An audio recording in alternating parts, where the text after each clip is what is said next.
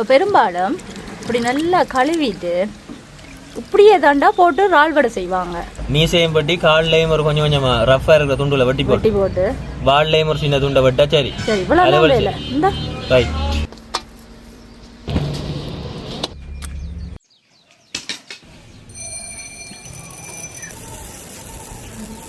ஒரு சுண்டு கடலை பருப்பை ஒரு 3 மணித்தியாலம் ஊற விடுவோம். அடுத்தது கொஞ்சமா தண்ணியை ஊற்றி ஊற வைப்போம்.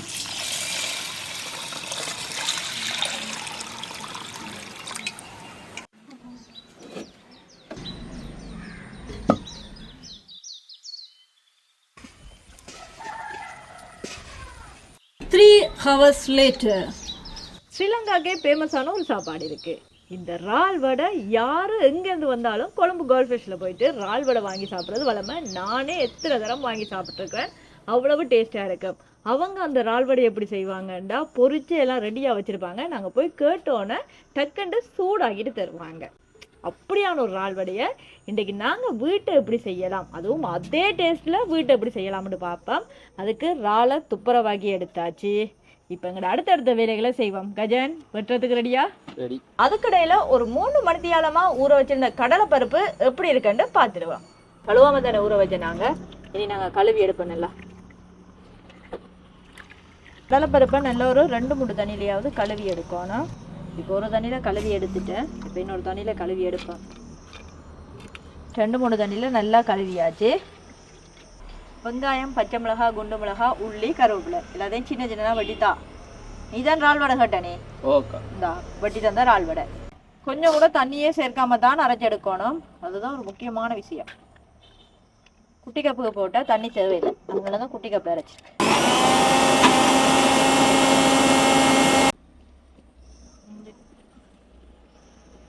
நல்ல பேஸ்டா அரைச்சி எடுக்கணும். அரைப்பேன். தண்ணியே சேர்க்காம இப்படி பேஸ்டா அரைச்சி எடுக்கணும்.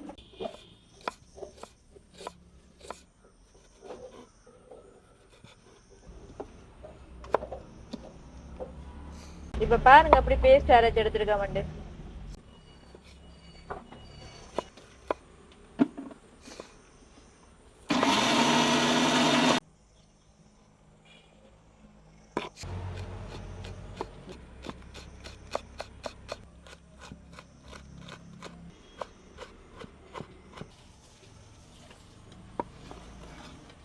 இப்போ நாங்கள் கடலை பருப்பை நல்ல பேஸ்ட்டாக அரைச்சி எடுத்துட்டோம் பாருங்க. இப்போ அரைச்செடுத்த கடலை பருப்புக்குள்ள இந்த சின்ன சின்னனா வெட்டி வச்சிருக்கிற வெங்காயம், பச்சை மிளகாய், உள்ளி, கருவேப்பிலை எல்லாத்தையும் சேர்த்துக்கொள்ளுவா.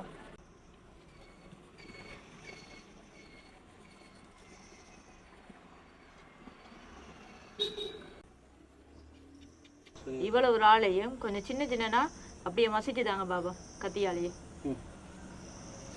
அடுத்தவா வந்து நல்ல பேஸ்டா வெட்டி வச்சிருக்கிற இறால் கொஞ்சம் சேர்த்துக்கொள்ளுவோம். சின்ன சின்ன. அடுத்ததா வந்து இடிச்ச மிளகாய் உரைப்புக்கு தேவையான அளவு சேர்த்துக்கொள்ளுவோம். அடுத்ததா வந்து ஒரு கொஞ்சமா மிளகுத்தூள். அடுத்ததா வந்து சீரகம் ஒரு அரைக்கரண்டி. கடைசியா வந்து தேவையான அளவு உப்பு சேர்த்து நல்லா கையால மிக்ஸ் பண்ணுவோம்.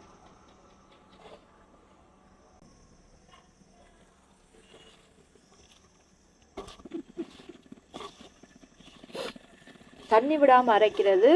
வெங்காயத்துல தண்ணி தன்மை இருக்கு. அப்போ வெங்காயம் எல்லாம் போட்டதுக்கு பிறகு ஆகலும் தண்ணி கூடிரும். அதனாலதான் கடலை பருப்பு அரைக்கையே தண்ணி விடாம அரைச்சி எடுக்கணும். இப்ப பாருங்க இருந்ததை விட எப்படி வந்துட்டு. ஒரு குட்டி வேலை குயிக்கா செய்திடலாம். ஈஸியான வேலை. இப்ப பாத்தீங்கன்னா வடைக்கு குழச்சி ரெடி பண்ணிட்டேன். இங்க பாருங்க எப்படி இருக்கண்டு.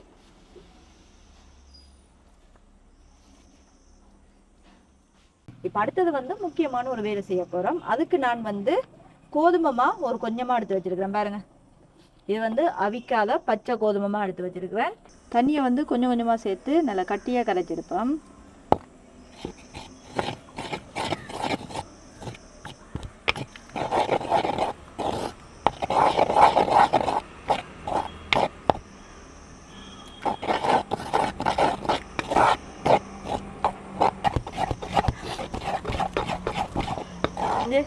பாருங்க, இதுதான் சரியான பதம்.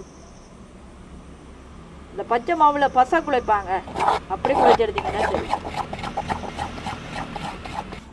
இப்போ பாருங்க, எல்லாத்தையும் ரெடி பண்ணிட்டேன். இஞ்சால வடைக்கு குழைச்சி எடுத்துட்டேன். இஞ்சால வாழை கழுவி துப்புரவாக்கி எல்லாம் எடுத்து வச்சிருக்கு. இதில் ஒரு பிளேட்டில் சின்னனா வாழையில் போட்டு வச்சிருக்கிறேன். இதில் பசை மாதிரி மாவை கரைச்சி வச்சிருக்கிறேன். மறக்காமல் கமெண்ட் பண்ணுங்கள், எத்தனை பேர் இப்படி பசை செய்து ஸ்கூலுக்கு ஒட்டிட்டு போன காலங்கள் இருக்கோம். அப்படி இருந்தால் மறக்காமல் கமெண்ட் பண்ணுங்கள், சரியா? அதோட கையில் ஒரு பூவரசம் இலை எடுத்துருக்கிறேன். இதுக்கு கொஞ்சமாக எண்ணெய் பூசிக்கொள்ளுவேன். இப்படி ஒரு பெரிய உருண்டையாக எடுப்பேன். எடுத்த உருண்டையை இந்த பூவரச இலைக்கு மேலே வச்சு இப்படி தட்டுவோம். இப்படி தட்டிட்டு இதுக்கு மேலே கையால் தான் இந்த மாவை வந்து கொஞ்சம் கொஞ்சமாக பூசி விடுவோம். அப்படி பூசிட்டு அப்படி ஒரு 2 இறால் எடுத்துக்கொள்ளுவோம்.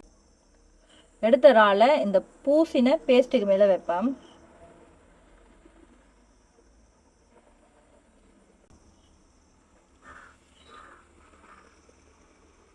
இப்போ ரெடி ஆகிட்டு இறால் வடை.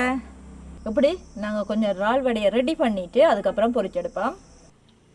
இப்போ பாருங்கள், நாங்கள் எல்லாத்தையும் ரெடி பண்ணிட்டோம்.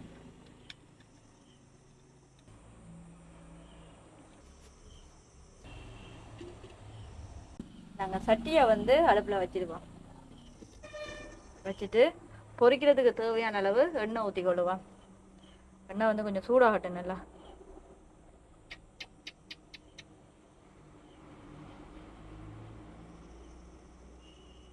இப்போ எல்லாத்தையும் ரெடி பண்ணி வச்சுட்டேன். இப்போ எண்ணெயும் பார்த்தீங்கன்னா சூடாகிட்டு இனி போட்டு பொரிச்சு எடுப்பேன்.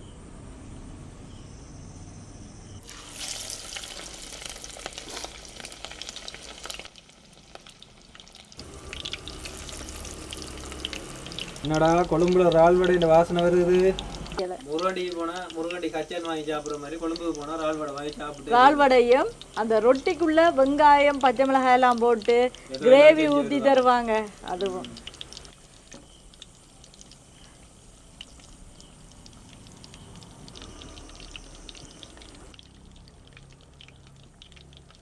இப்போ பாருங்க, நல்லா பொன்னிறமாக பொரிஞ்சு வந்துடுங்க.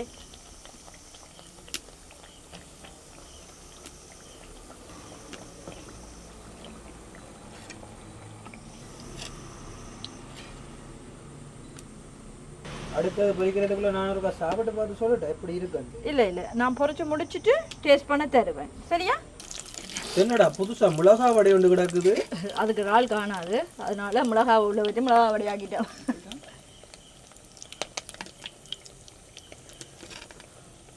நீங்களும் லேசுப்பட்ட ஆக்கள் இல்லையா? செந்தூரன் இப்போ என்ன தெரியுமா செய்ய போகிறோம்? வடக்கடை போட போகிறோம். ஒரு புளேண்டி ஒன்று இட்டுக்க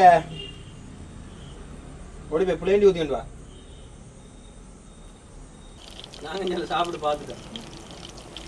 எல்லாமே சாப்பிட்டு முடிஞ்சுது. வளமையா வீடியோவுக்கு நான் ஒரு சாப்பாடை செய்து வச்சுட்டு இதை டேஸ்ட் பண்ணி பாருங்கன்னு சொல்கிற காலம் போயிட்டு இன்றைக்கு அங்கே பொரிச்சு வச்சோடனே எல்லாம் முடியுது. நல்லா இருக்கு, டேஸ்டியாக இருக்கு. உப்பு உரைப்பெல்லாம் காணுமா? எல்லாம் காணும். பொரிச்சு வைக்க வைக்க நடக்குதுங்க. இறால் வடை சாப்பிட இல்லை, தம்பி மிளகா வடை சாப்பிட்றீங்க. வெளிக்கிட்டே எனக்கு செஞ்ச துரோகம் இருக்கு. என்னடா கஜனுக்கு துரோகம் செஞ்சுட்டீங்களே? சரி, இதை டேஸ்ட் பாருங்க, மிளகா வடையை டேஸ்ட் பாருங்க. இது இந்த பிளான்டிங் சொன்னோம்யா, கொஞ்சம் சின்னடா கடிங்க. ஒருக்கா அப்படியே வீடியோவை கொண்டு வாங்க. இது ஃபுல்லாக அடுக்கி வச்சிருந்தேன். கடைசியா இதுல 4 தான் இருக்கு. சட்டிக்குள்ள 3 தான் இருக்கு. சரிதானே கணக்கு பேர்ந்தது. ஓ அதில் 8 தான் எடுக்கலாம்.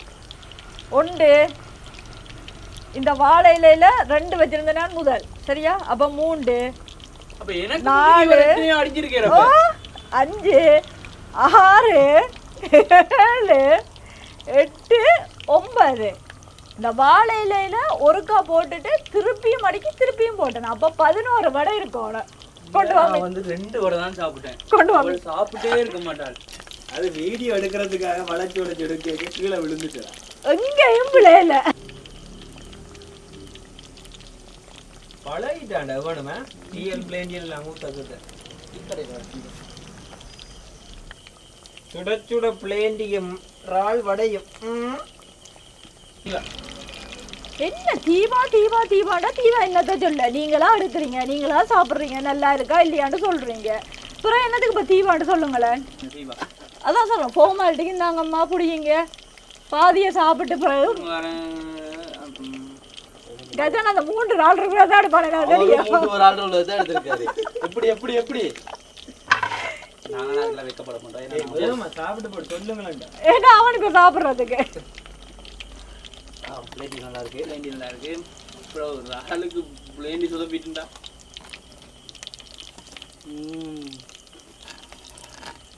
அது வரைக்கும் எனக்கு டைம் இல்லை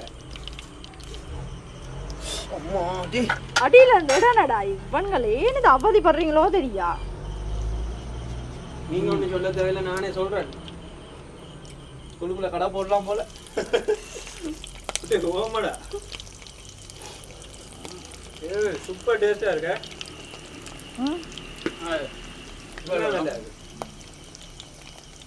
அந்த வெங்காயத்தை கட்டாடா முடியுங்கடா அப்போ அவசரமே நல்லா இருக்கும் இன்றைக்கும் ஒரு சுவையான சமையல் காணொளி அதை நான் சொல்றதை விட இதுகளே சொல்லி முடிச்சிருங்க என்ன எல்லாம் சாப்பிட்டு முடிச்சுட்டு நீங்களும் உங்களோட வீட்டை இப்படி புது புது சாப்பாடுகளை செய்து கொடுத்து வீட்டை இருக்கிற எல்லார்டையுமே பாராட்ட பெற்றுக்கொள்ளுங்க அசத்தி இருங்க வீட்டை இருக்கிற எல்லாருமே ஒவ்வொரு நாளும் கேட்கணும் என்ன சாப்பாடு செய்ய போறீங்கன்னு கேட்குற அளவுக்கு எங்களோட காணொலிகளை பார்த்து தொடர்ச்சியாக சாப்பாட்டை செய்து கொண்டே வாங்க எப்படி இருக்குன்றதை மறக்காம கமெண்ட் பண்ணுங்க நான் கதைச்சு கொண்டே இருக்கிறேன் கேமராமேன் வெங்காயம் எல்லாத்தையுமே சாப்பிட்டு முடிச்சிட்டாரு ஓகே பாய் தாங்கடா